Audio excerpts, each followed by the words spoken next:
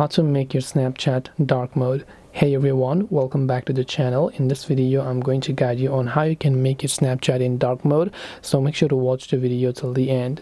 So if you want to make your Snapchat dark mode, all you have to do is go ahead and first of all launch the Snapchat app, and here you will see this type of interface where if you come to this little icon, you can currently see that I'm on the lighter mode.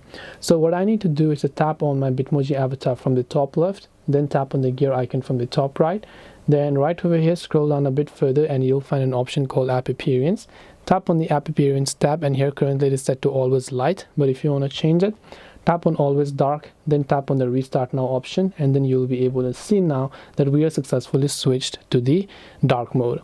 And this way you'll be able to go ahead and then make your Snapchat dark mode. If you want, you can always revert it back. Hope this video was helpful. If you have got any questions, feel free to leave them down below. Thank you for watching till the very end of this tutorial, and see you soon in our next video.